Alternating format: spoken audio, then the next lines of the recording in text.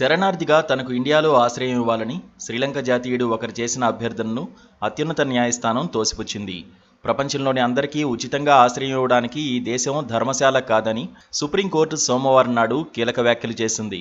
Liberation tigers of తమిళీయులతో సంబంధాలు ఉన్నాయనే అనుమానంతో 2015లో పిటిషనర్ను అరెస్ట్ చేశారు. తనను శరణార్థిగా పరిగణించాలని కోరుతూ అతను వేసిన తాజా పిటిషన్పై న్యాయమూర్తులు దీపాంకర్ దత్తా, జస్టిస్ కె వినోద్ చంద్రతో కూడిన ధర్మాసనం విచారణ జరిపింది.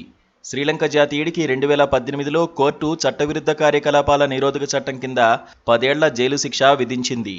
2022లో మద్రాసు హైకోర్టు అతని జైలు శిక్షను 7 ఏళ్లకు తగ్గించింది. శిక్ష పూర్తి కాగానే దేశం విడిచి వెళ్లాలని, దేశం విడిచి వెళ్లడానికి ముందు శరణార్థి శిబిరంలో ఉండాలని ఆదేశించింది. కాగా సుప్రీంకోర్టులో విచారణ సందర్భంగా పిటిషనర్ తన వాదన వినిపించారు. వీసాతో తాను ఇండియా వచ్చానని, తన ప్రాణాలకు స్వదేశంలో ముప్పు ఉందని కోర్టుకు విన్నవించారు. తన భార్య, పిల్లలు ఇండియాలో స్థిరపడ్డారని, ఇప్పటికి 3 ఏళ్లుగా తాను నిర్బంధంలో ఉన్నానని, డిపోర్టేషన్ ప్రక్రియ మొదలు కాలేదని చెప్పారు. దీనిపై జస్టిస్ దత్తా స్పందిస్తూ, ప్రపంచంలోని శరణార్థులందరికీ ఇండియా ఆతిథ్యం ఇవ్వాలా?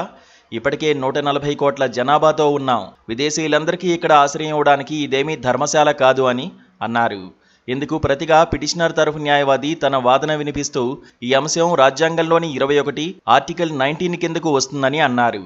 దీనిపై జస్టిస్ దత్తా మాట్లాడుతూ, పిటిషనర్ను చట్ట ప్రకారమే కస్టడీలోకి తీసుకున్నందున అతని నిర్బంధం ఆర్టికల్ 21ని ఉల్లంఘించినట్టు కాదని అన్నారు. ఆర్టికల్ 19 అనేది భారత పౌరులకు మాత్రమే వర్తిస్తుందని స్పష్టం చేశారు. ఇక్కడ సెటిల్ కావడానికి మీకున్న హక్కేంటి అని కోర్టు ప్రశ్నించింది. అతను శరణార్థి అని, అతని ప్రాణాలకు శ్రీలంకలో ప్రమాదం ఉందని పిటిషనర్ తరఫు న్యాయవాది వాదించగా, మరో దేశానికి వెళ్ళండి అంటూ ధర్మాసనం స్పష్టం చేస్తూ పిటిషన్ను కొట్టివేసింది. Please subscribe to KTV Telugu. KTV Telugu. KTV Telugu. KTV Telugu. KTV Telugu channel.